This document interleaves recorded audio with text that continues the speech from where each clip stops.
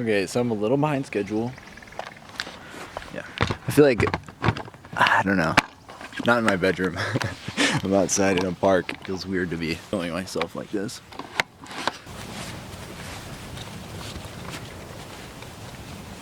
Alright, so here we are at the park.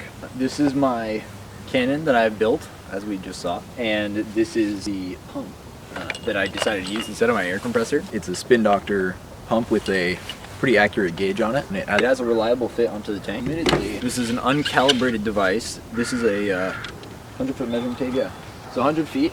This is uncalibrated by Empire. And then I've got this other smaller measuring tape, which I'm going to use to measure horizontal deviation.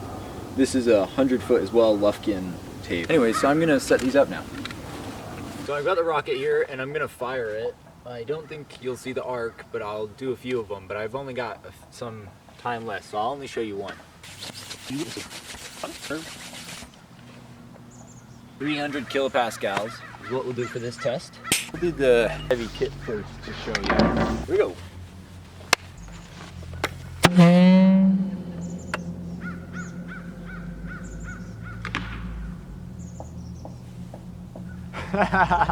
What the hell?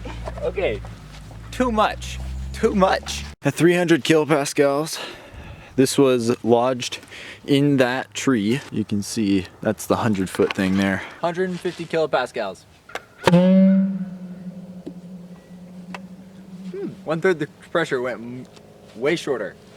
33 feet instead of 200. So I'm gonna try 200 kilopascals. I think that must be an interesting relationship between volume and surface area. Maybe I'll discuss that further. Alright, so day 2 of launching, it got too dark. I should have filmed it, but the heavy nozzle, or the heavy rocket I should say, I launched that for my mom at about 45 PSI, and it just totally blew it out of the park, and we lost it, and it was dark, so we couldn't find it. Hopefully nobody else finds it, honestly. But I've decided 150 kilopascals is the correct amount to be launching this rocket. Anyway, so I've got an extra strength tea bag. We're gonna go fire some rockets here. Let's do it. So I'm at the undescript park, and I've just finished testing. I'll show you what my testing setup looks like, and I'll also show you an example launch with the by far best performing rocket, the heavy rocket. I think that the front center of mass caused the tail to be more supportive rather than having the tip steer, and this would sort of just, you know, come in from the back of it. There's honestly been a few people here today. They've all been like middle-aged women with dogs. And they're like, oh, you're doing rockets? That's so cool. Yeah, it's like, okay, thanks. Get the hell out of my way. Only one lady's dog bit a rocket though. Alright, here we go.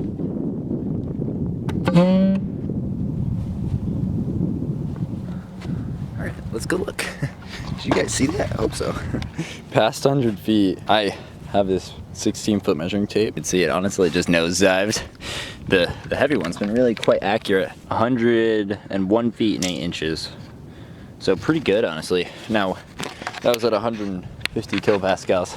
All right, now let's get crazy. All right, we'll do 250. 250 kilopascals.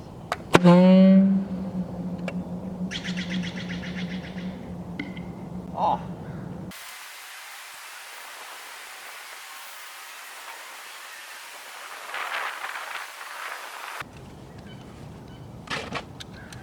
Okay, you may have seen right there, I went pretty far.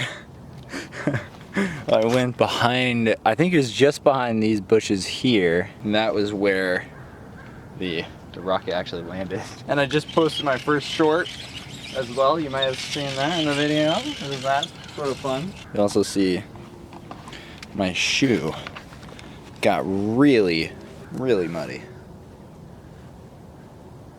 These are almost brand new. And I just whoosh, right into it. Anyways, time to pack up and hand my report in before Sunday. It's currently Friday.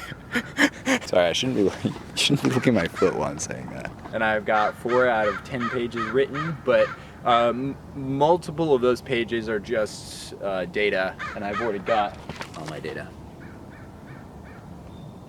10 different tests worth of data for each rocket, and we're gonna see the trends. I think that ultimately mass is gonna be the biggest factor because the heavy one was so accurate, and I think that's because of the forward bias in the rocket. So I think I'm gonna be able to see that there's a clear correlation there. Anyways, hopefully I turned this in on time. That's why the second video hasn't come out yet. I haven't even, I'm only like edited the first 2 minutes of it. Yeah, cheers.